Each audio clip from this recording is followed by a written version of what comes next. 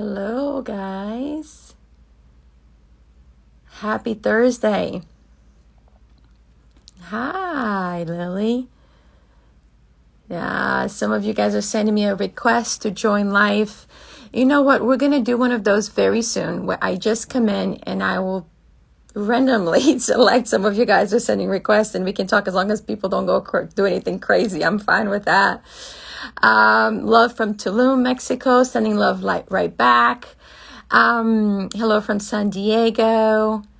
San Marcos. Oh my gosh, just down the road. Happy, Moro. Virginia, happy Thursday. Guys, I'm coming live with you guys today for something that I want to share. Okay, so it's a friend's journey and a friend's story that it's a very important one. So if you ever had any health problems, or if you had people in your family that had health problems, you know how hard the journey is, correct? This friend of mine, Lorena Hong Kong Margain, she had a lot of random health problems, health symptoms, and she had to move out of Mexico for safety reasons. She's from Mexico. If anybody from Mexico here, we had Tulum. Who else is from Mexico over here? And she had to move to Austin, Texas for her safety, okay? With her family, she was pregnant. And when she got to Austin, Texas, she found out that she had a tumor in her adrenal gland. Now, she was relieved, thinking that, hey, you know what? I'm going to, find a solution for all the symptoms and things that I'm feeling. And the reality is that she went on to do a simple surgery, and something happened in that surgery. And all that story, it's right here on the way to Casa Lotus. Today, guys, we're going to talk to Lorena. We're going to talk about her experience with dealing with medical malpractice, her journey. She wrote a book, share her personal story. You can order the book on the website right there. And she's going to share with you guys her journey, why she wrote the book. She's self-published. We're also going to learn a lot about that today. What's the journey of, writing your own book, self-publishing instead of going to a publishing house. So let's get Lorena here so we can hear her story from her. And you guys can ask questions too to our chat. It's been a very long journey of this friend of mine. Hello. Oh, thank you so much for having me. Yes, it's good to see you. Likewise, blessed technology. We can be. I'm in California right now, traveling, and it feels good just to know friends are one phone call away. Yes. Lorena, thank you so much for taking the time to talk to us today. Your story is such an important story that I feel like a lot of times people deal with it, in the shadows. They deal with it quietly because it is very painful. Not only you dealing with health, situations, but the emotional side of it all, the family. So it's a very important story. Thank you for writing the book. Hey guys, this is the book again, On the Way to Casa Lotus. You can order on the website. I'll put a link up as well. But Lorena, just take us back a little bit. You're from Mexico, born and raised, and you moved to Austin, Texas for your safety, right? With your family, and you were pregnant, and you had been not feeling well for how long? So I had not been. So when we moved, this was almost 14 years ago. The circumstances in Mexico were not very safe. So it was a very sudden move, and I was 8 months pregnant with my second daughter. So I was already on nesting mode. So when you're in the last stretch, you don't feel optimal, but I don't think I still had the problem yet. So moved, and I was in a kind of survival mode till I was into breastfeeding. I was like, okay, we're not in alarm anymore. Like, let me see how I feel. I'm alive. Okay, this is good. I'm like, I just don't feel well. And I had as a baseline my past birth and you experience nursing. So that's when I started asking the doctor, like, you know, I feel different. It's very common to just go to that, oh, this is baby blues, or, you know, you've gone through a lot, this is anxiety. Exactly, anxiety and all of that. It's so the doctors, I don't know, but I've gone through something similar where the doctors just go, oh, you have, you're depressed, you have anxiety. And I think it's very important in your journey to share, like, how, as we talk in here, is that, if something, you really deep inside in your heart, if you're connected to your body, that something's not right. And, and have courage to fight for it, to find Is being connected to that. Like, it took me a little bit too long to speak up, because I was dealing with a new culture, a new country, understanding the new social ways, the do's, the don'ts. So I think I got lost in that process. So, and in my mind, you know, United States is kind of the top practice in everything. So I was like, you cannot doubt authority. They're like the best doctors in the world, and they're telling you you're depressed and you have severe anxiety. So I just went in the rabbit hole of popping pills and understanding if I felt better or I didn't. I ended up in New York scanning my brain to understand, okay, if I'm going to take the anti-anxiety pills, like, what are they doing? And then seems I was not, my mind, it would light up perfectly. So it was like proven it was not a depression. And I just started inquiring a little bit more. And then, out of some sadness, sometimes there's silver linings. My youngest sister, Bobby, she was battling thyroid cancer, and I just happened to be with her at the doctor, and my doctor saw my neck. And if you can see here, I have a ring where some fat stays there. And he says, your neck is telling me something. And that's like, I forgot, because I seem to be very attuned even when my ring doesn't fit. I need to sodium level down. And I was like, my neck tells something? Oh my gosh, okay. So I was grounding, to reality, what I knew that it was off. And so he palpated my neck and he said, everything seems fine, but it doesn't look like it's telling me something. And he's literally the doctor that triggered this journey of healing, with some bumps and bruises on the way. But so thanks to that, I ended up being the patient instead of my sister. Thank God she's healed and doing great. Yeah, and they found a tumor. So I had an adrenal tumor, which, another thing I learned is that there's a lack of awareness of anatomy. I went to great schools, consider myself highly educated, and I did not know the role of the adrenal or where it was. I'm like, is that in the brain? And I felt pretty stupid asking that. And he's like, no, it sits up to the kidneys. I'm like, oh shit, okay. And I'm like, what does he do? So important what you just say, because a lot of times too, if some people get really shy about, well, I don't know what that is, so I'm not gonna ask as many questions. I'm gonna be like super, oh, sorry guys. Sorry guys, the dog is going off here. My daughter is walking into the room. It's okay, Susie, it's okay. The guard dogs. I think it's very important to talk about. It's okay, Susie. Thank you, baby. Thank you. So I think it's okay to talk, to mention that as you're sharing your story. Hey, I didn't know where the adrenal was. I thought it was on the brain. I felt pretty silly asking these questions, but it's important that as you going through your journey to get health, to ask the questions. You and I talk about this all the time, because I'm a question. I ask everything, and I'm not afraid to tell people when I don't know something, right? I'm like, I don't know. Can you explain that to me? Can you teach me that? Because you have to be the right advocate for learning things regardless, and not being ashamed of it. Thank you for sharing that part of your story.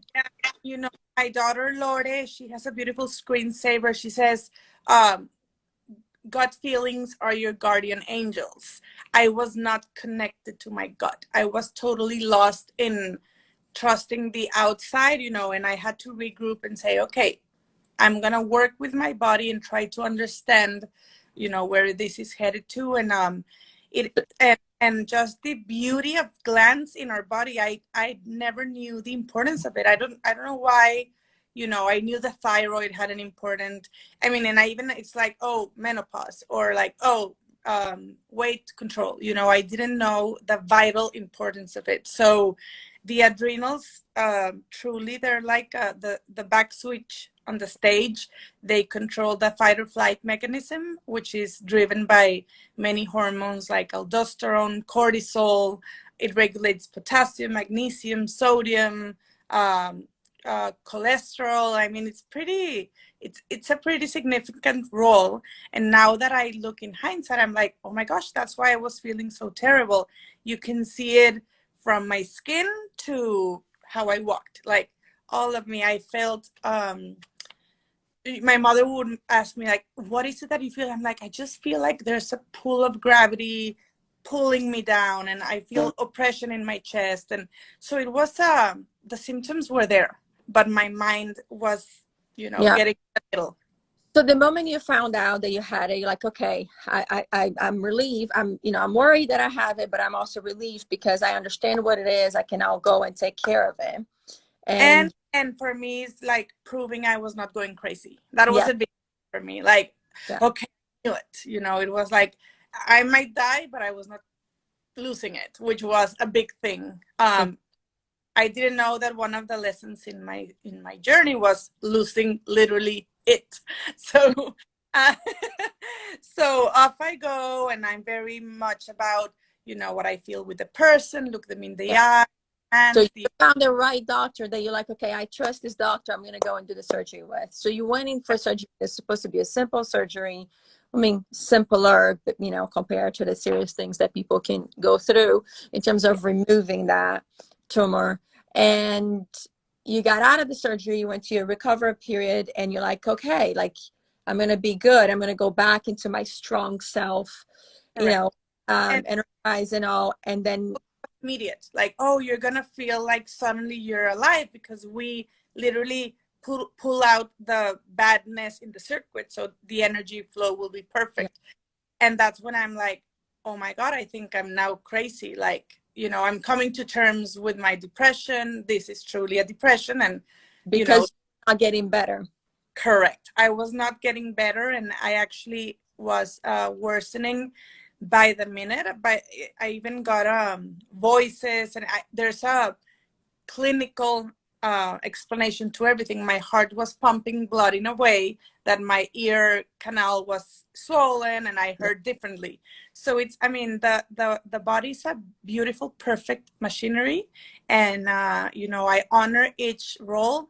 Nothing, now that I look back and ask my doctor, is like, why do you just take it all and not do it a partial? He says, in the medical field, we just take the path of least resistance with a better solution, since in the bilateral world, if you have two adrenals, you can get rid of one. If you have two kidneys, you can get rid of that. So for all our listeners, do know it doesn't work that way.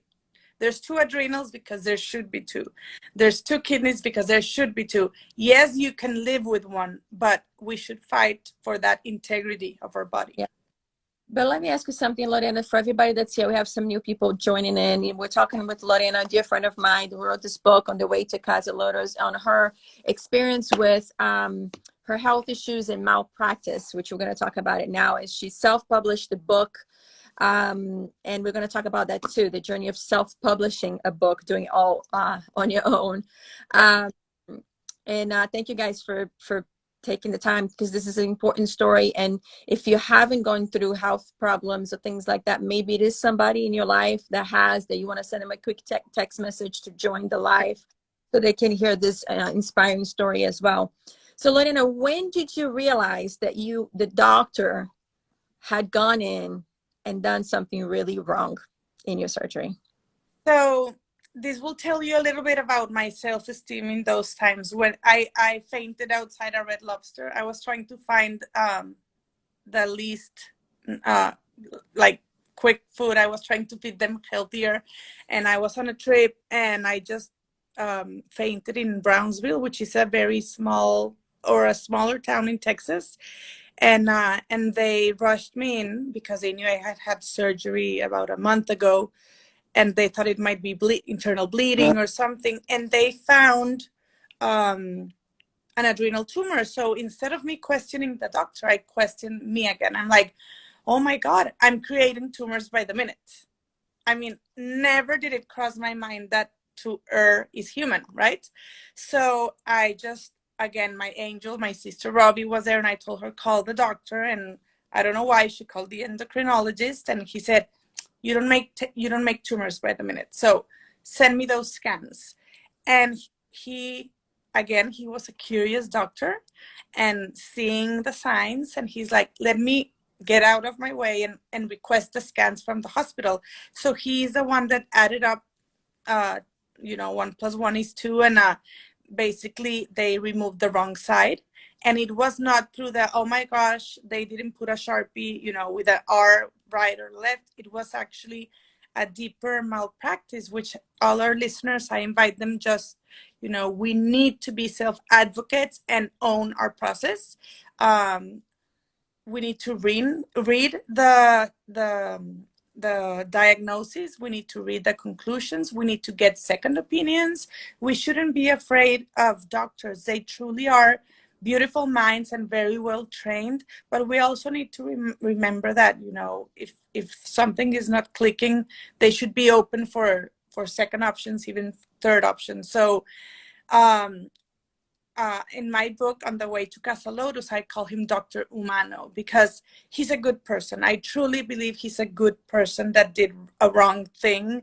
And he said, basically, he trusted the radiologist and he never saw the scan, like the images. He never read the interpretation. He just read the conclusion.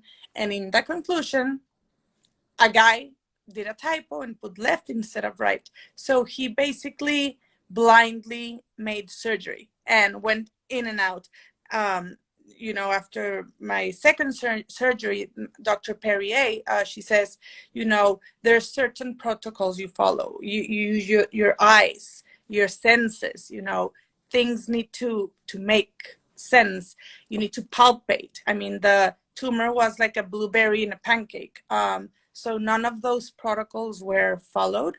And I had to honestly make peace with that I picked a person that didn't treat me well. And basically when you're ill, you're giving your life, and they put you in a steel bed, and they move your guts at their will with a promise to find healing.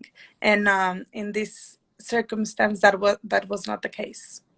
Yeah, first of all, my friend, I mean, you know how I feel about this story. But for everybody that's here, it's just it's one of those things that you sit back and you go, we're getting a lot of people writing going, I'm so sorry, oh my gosh, like this is horrible.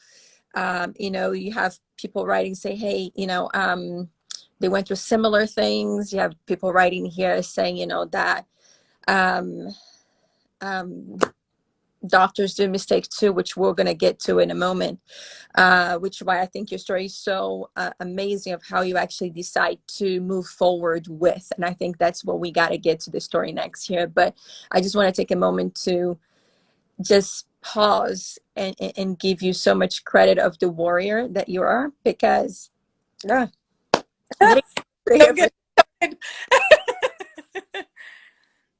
because you have 3 little ones, you have 3 kids, you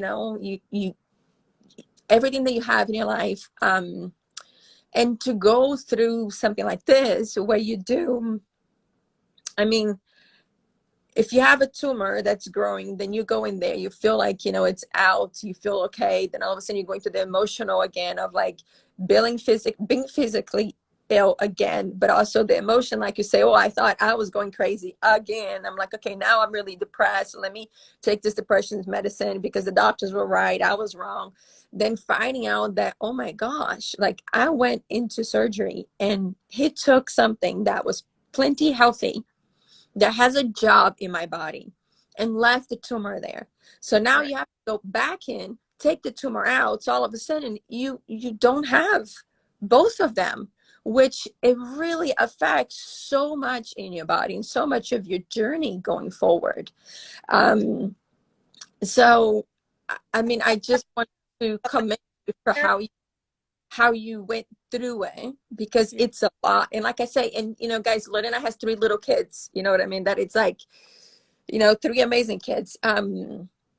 And it's just a lot to go through it. And what I think it's beautiful about this right here, guys, again, as this book that you wrote is the magic that you went, you know, we have people here saying, hey, doctors do mistake too.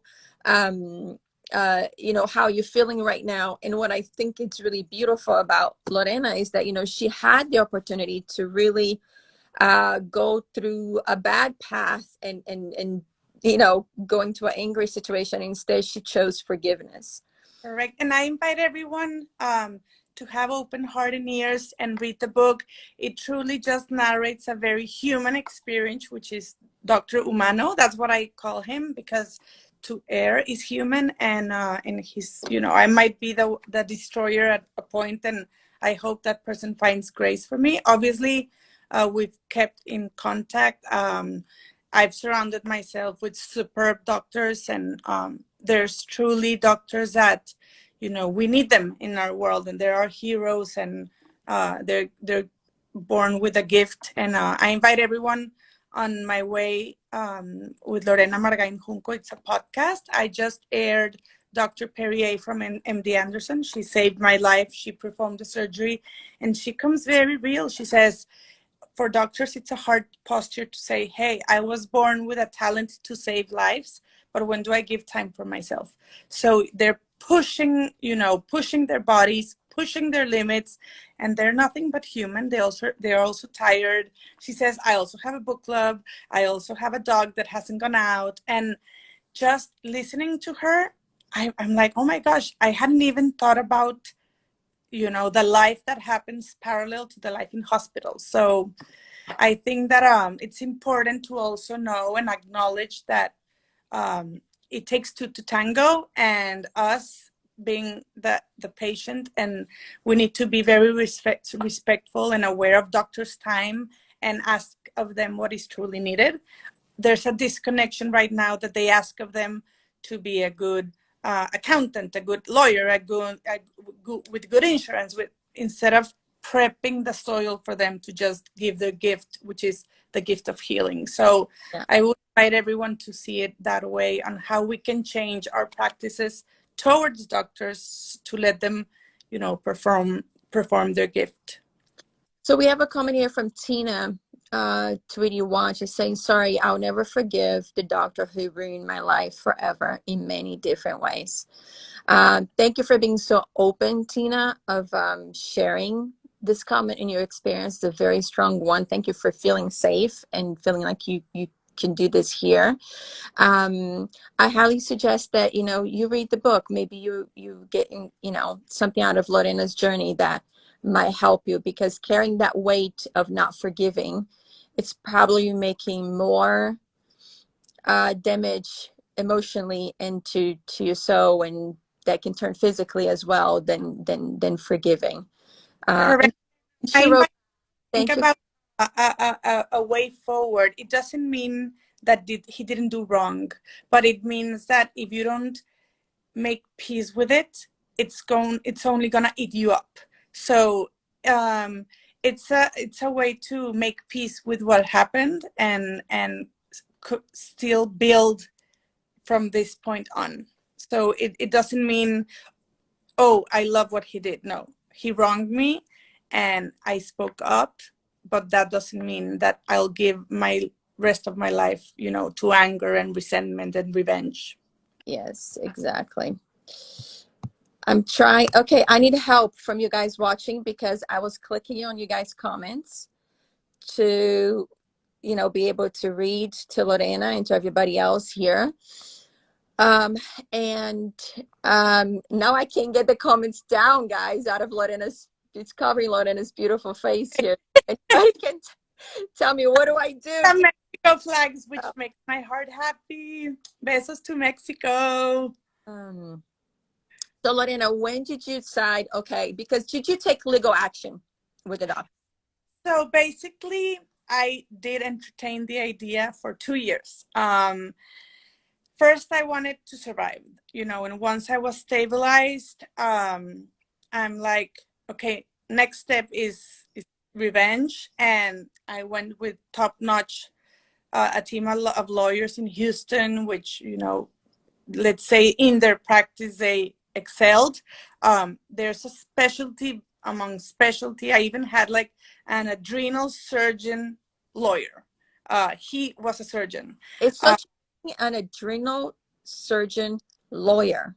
Correct. I had no idea this was yeah.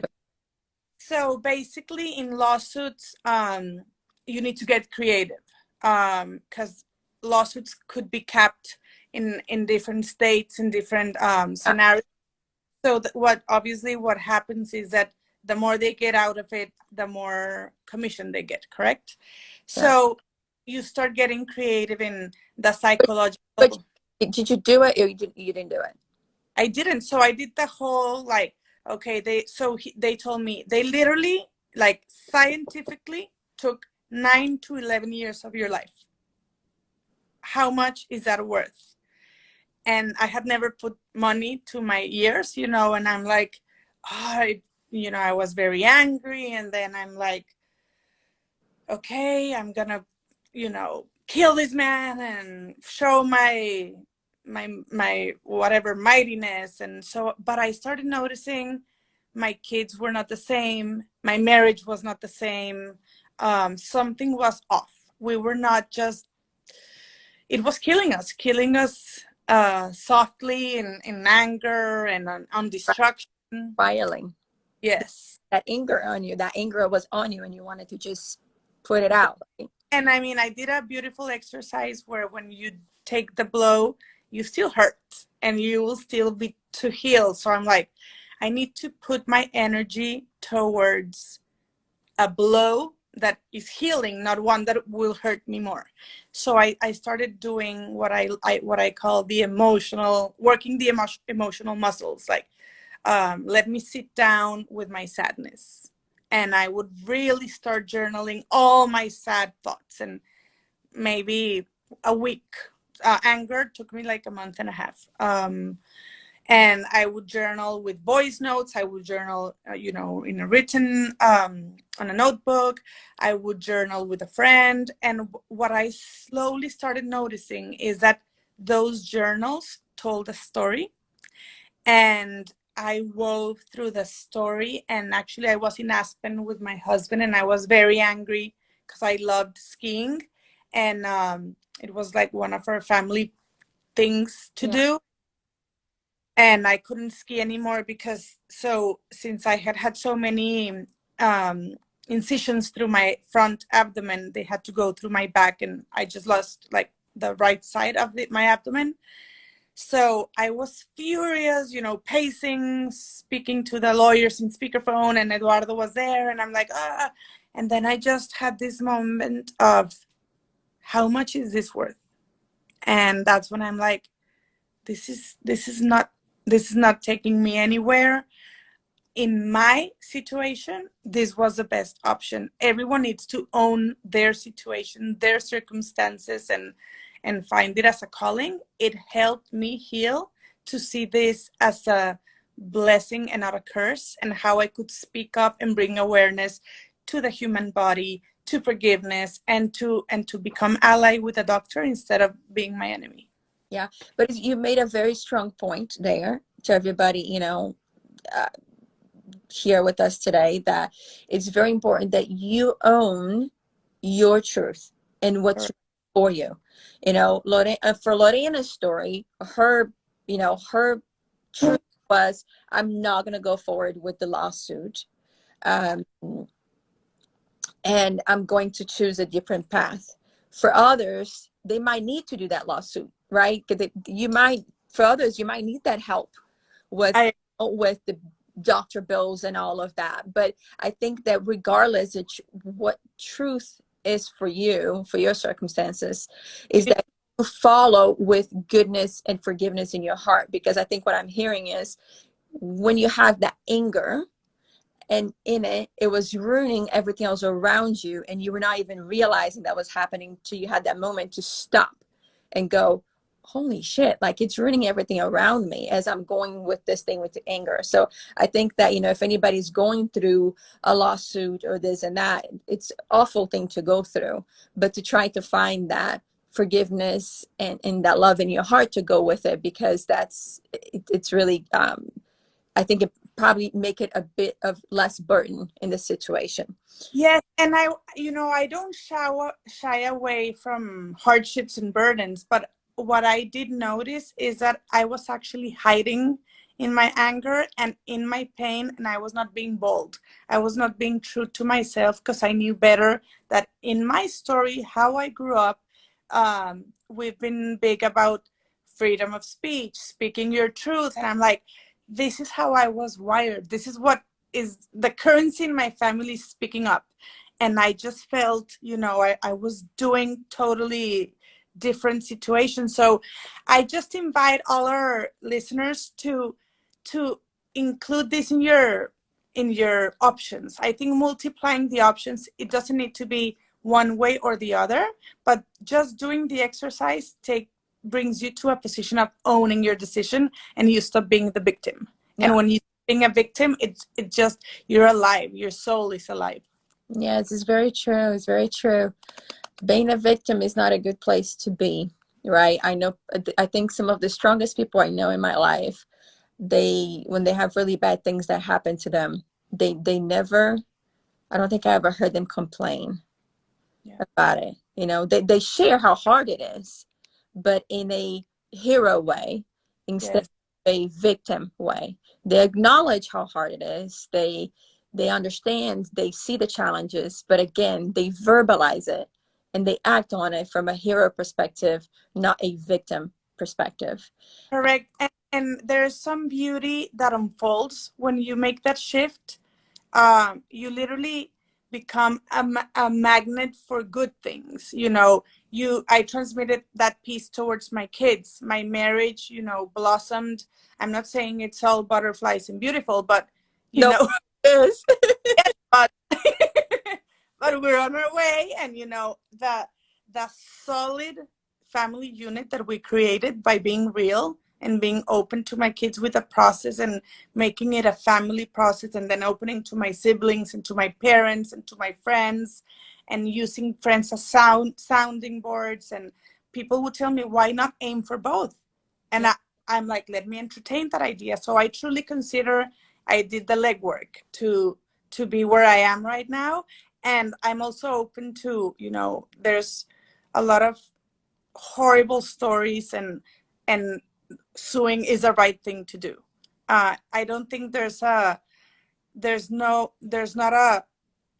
a big yes or a big no. We need to own it. And if you own it and take responsibility, I think that's being authentic and living up to your standards. Yes, exactly. So when did you go, okay, my way of healing, which I think, again, somebody made a comment here that say, hey, I don't consider myself a victim. But I consider myself human, which we all are. And we all have our stages of ups and downs, goods or bads, anger, sadness, happiness, hero moments, victim moments. We all have those ups and flows, right? For you though, like as a human going through that journey and through that experience, when was the moment that you're like, okay, because you needed to heal, Correct. to heal, and you realize, okay, the lawsuit is not the way that I'm going to heal. So yes. now what is my journey? Because we all have to find that journey, whatever that is, right? So I started being attuned to what were my triggers. Yeah. For example, I hid from tall men. And I'm like, literally, I had wired like the tall presence was a surgeon. So at an airport, I just did this, and my mom was like, "What's wrong?" And I'm like, "I think the surgeon is in line. Can you look?" And he's like, "You shouldn't be afraid of him." And that's when I literally I was living life as if an assassin was. Yeah. It sounds silly, but when you're grasping for your life, it can get twisted very easily. And Yep. I'm like, hey, he's no assassin. Let's put name, last name, let's confront. So I did first the emotional work without him, and then I wrote a letter to him, and I told him basically, I come in peace. I want to find um, um, blessings or silver linings, and I call them in the book some like uncomfortable situations that bring the best of us. So we had a very open dialogue. He was honest. He first started in his mind, and when he saw that I was truly just doing that as a healing process, he connected to his heart. He did not follow through. I wanted to be loved, and then part of my journey is that you don't need to find love in doctors or anything. Love is within, right? But and I told my husband, please let me speak up. I need to just have this hard moment. And even right now I'm talking to you, and I just got a hot flash here. And I told him, the only thing I want to know, and the only thing I want you to take from this, is that from right on till the day you die, just go about doing what would you do if I were your daughter. And I saw his body just, he started tearing up, he started sweating, and that's when I know that he's the safest doctor, actually, because he knows that he messed up, and I think that he will actually save lives, and there's goodness in him, and I prefer living that life. Obviously, if I saw that 20 people are dead after I doesn't mean that I'm not keeping my eye on it. I'm being responsible, but there's been beautiful blessings out of this and beautiful stories. So everyone listening, just read the book and give me a chance to maybe change your perspective on the process of healing, of forgiveness, and the importance of the family unit. Yes, absolutely. That is extremely important. So you had that conversation with him, you had that healing, and it's very brave of you that you were able to go and face him and have that conversation with him with forgiveness in your heart. That's really hard to do, like super hard. And the fact that your concern was about, hey, you know what? I need to make sure that this doctor is not going to repeat the same mistake on anybody. And that it's very commendable that you went about that way. And thank you for doing that. Because in a funny way, and I'm going to share something here, I won't go into details, but I'm going to share something here that I've never shared with anybody besides our close friends circle. Actually, not even many friends, but the same doctor that did the malpractice on you ended up doing a surgery on me by the grace of God, long story short. But he ended up actually healing me in many different ways. Now we're both going to start crying here.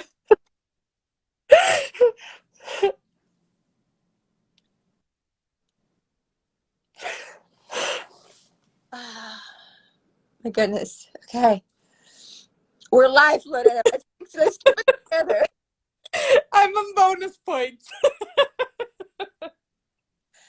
And the wild thing, guys, is that we had no idea. Okay. So I was going through my health journey on my own, and I'm, very private. I don't talk much about it. I didn't go into any of this stuff. And Lorena is a friend, but I wasn't sharing all this stuff. And by the way, I didn't even know I was going for surgery for one thing, but I was listening to my body. And I told my doctor I was going with the OBGYN surgery. And I told the doctor, I said, I know something else is wrong with me. I need you to please have I need a general doctor in the room. And he was like, you're crazy. Like you going in for, 2 minutes thing. Like you're going to be out with 15 minutes. You're out of the fine. And I was like, I had a back and forth with the doctor, the nurses, the hospital. And I was like, no, I want to have a general doctor there.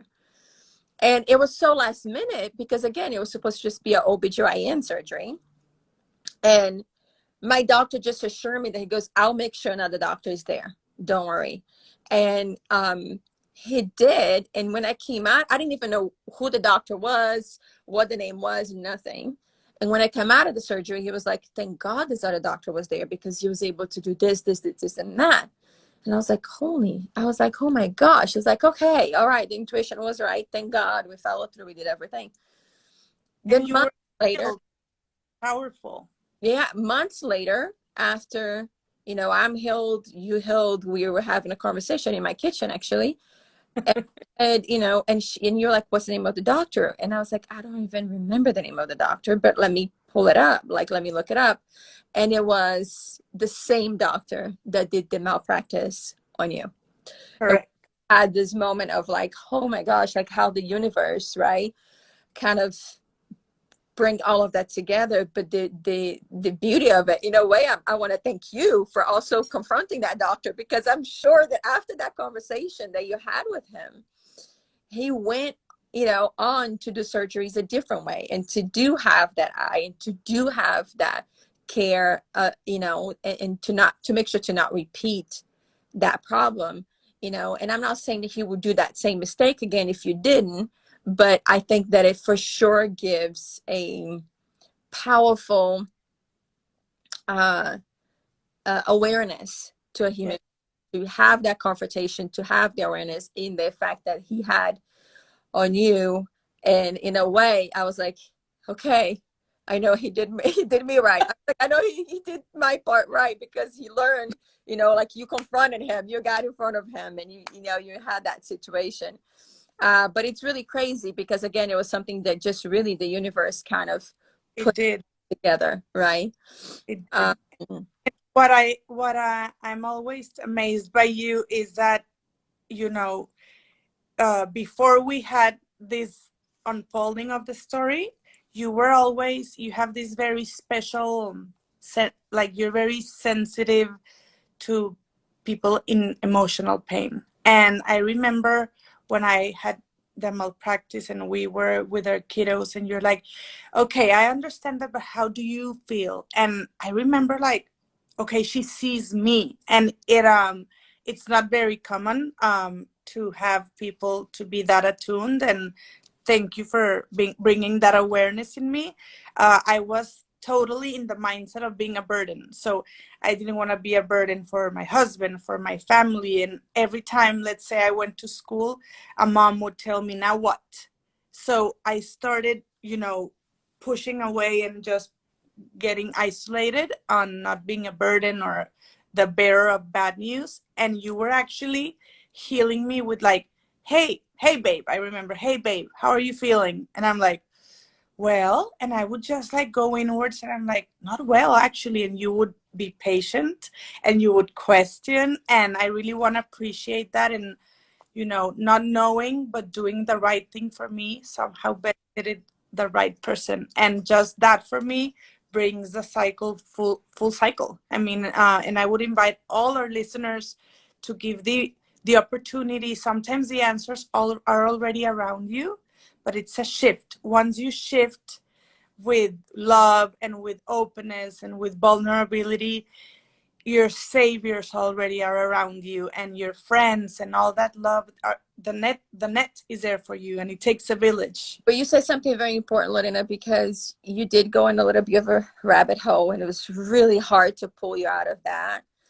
And it is something that, if you have friends right now that are going through health problems, and if yourself is going through something right now, that you're either pushing people away, or people are pushing you away because they're dealing with their own thing, to just Correct. stick with it, to really try to, it's not personal to you, it's just them going through their own journey, right? Or it's not personal to them. If you're going through it, you're going through your own journey. But to open up to the people that love you, I think is extremely important, because they have a job in your healing process, and you I, make that. I But in order for them to do that, you have to allow them to be there for you, and you have to allow yourself to be persistent, to put yourself, because a lot of times I will reach out to be, and I'll be like, I'm just being a pain for you. I'm like, I'm like, constantly, I'm like, maybe I should just stop. And I was like, no, I'm not stopping. I don't care if she thinks that I am, uh, you know, just a pain and annoying. She's just going to think I'm annoying. I'm going to continue to bug,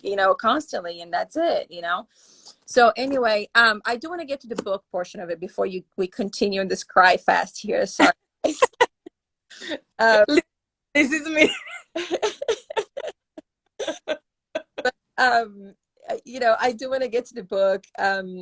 You know, why, when did you find out that the mission of the book that you wrote, which again, it's not in your, it's not, I've never heard you say, oh, my dream is to write a book, right? I'll No. write a book. It was never part of Aspir- your list, right? A list on life, write a book. It was never part of that. So you went on the journey to self-publish your book, which again, it's like, you could publish with a publishing house, but you wanted to do it on, why did you decide to self-publish? Let's put it this way. And what have you learned? And we yeah. probably have to go quickly because people are going to be like, we've been here for so long already, but I want people to learn about this because you might want to write a book yourself if you're hearing this So story. I do believe there's a book in every one of us. I do think not every book is a good book. So you need to just be very honest and say, what are my intentions with this? It has always been the intention for me to be a healing process and a way to share my story to pivot perspectives. So let's say in my goals, mission accomplished, and now I'm just focusing on paying it forward. Like, how is it that this can benefit someone else? In hindsight, I've done a lot of legwork, self-publishing that I think I could have avoided. But at that time, the press and I had this emotional wiring that I wanted to kind of surface that in me, and that's very personal. So, for example, Cuco Press, which when I was a kid, I couldn't pronounce my last name, which is Junco. So I would say Cuco. So I'm like Cuco Press. So it has a lot of humor that I know my family sees in it. And but now I'm like, okay, I don't need the family to see it because I need the message to be with the right vehicle. So I think depending on where you are in life, the route to be. And publishing houses, I mean, they master the craft. They know what they're doing. They're not successful just because. And I do bow to them and the hoops and hurdles they have to do. Doing them alone is no fun. And I think that's one of my big acknowledgements. It's that teamwork is very important. And if you find a good publishing house that you already have rapport with it, let them be the experts in their field. You focus on your stuff. Mm-hmm. But I think it was also a healing journey for me to get to that point. Yes. Thank you for sharing that. A lot of people are asking here, where can they buy the book? At Amazon? Where can they get it? So you can find the book on Amazon, where we have it on Audible as well, and in my webpage, lorenajuncomargain.com, and Kindle as well. And we're launching soon the Spanish version. And I'm very excited because Mexico and Latin America is very close to my heart. And then we open up to Europe in about 1 month. So I'm very excited. Good things are coming up. And I mean, just being vulnerable and open, and I'm open to the process and ready for the wax on the head and just in for the journey. We have a comment here from Francine Libalio. Maybe, I'm sorry if I'm saying your last name not accurate, but not Francie. And she say, I need this book. I had pulmonary embolism in 2019. I'm so sorry. The doctor in Brazil said it was gallstones. Thank God a doctor in the US found out, and I'm here alive. God bless. Yes. God bless, and God bless the USA. I mean, in Mexico, maybe I would have been dead by now. It is what it is. I do question why did I survive? Why am I here? So that's when you bring purpose. And for the friend in Brazil, I do encourage just to know that sometimes you don't need the most sophisticated machinery for a solution. It just lies within, because whatever comes, you can control the experience. And for example, for me, death was a big thing, and I just practiced the muscle of oh my gosh, I won't die from emotional pain. That was a big thing for me, like feeling you won't die from it. And just that takes like 50% of the burden. And I was speaking to a friend, her name is Rose Ferreira. She was so open about her son being autistic. And she says, I will only aim for 2 minutes of normalcy. I know that, my kid is being naughty in the restaurant. And I'm like, oh my gosh, I will never see again a kid being naughty. I will always see like, what is that family going through, because they know they're being, being uncomfortable. So I invite all the viewers right now to just feel me and say, hey, why is it so important for her to talk about this? And that will open a perspective that might not be their life experience, but it exists. Yes, absolutely. Absolutely. Lorena, thank you so much for taking this time to talk to us. Does anybody have any other questions or anything they want to share before we say our goodbyes here?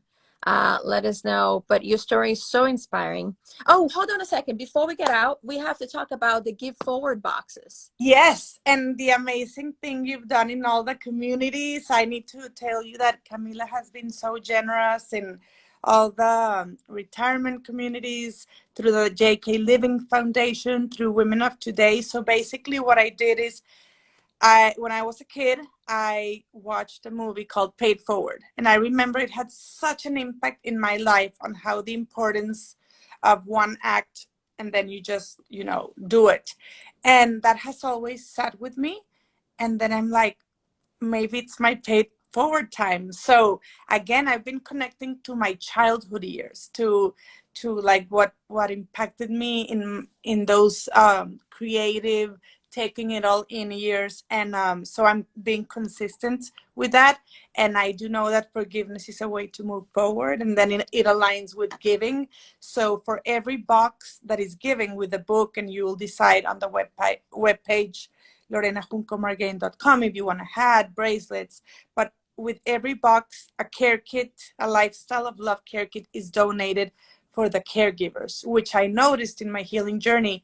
My mother would never complain, and that I was worried, like, Mom, you haven't had lunch, and you're cold, and you haven't slept in 24 hours. So I want to bow to the caregivers, because they're like the silent heroes. And through the paid forward boxes, we would be supporting caregivers of the chronically ill patients. And thank you for being a vehicle for that. Yes, no, absolutely, guys. So if you don't know, so if women of today went in and we got a bunch of the pay forward boxes, and we donated to I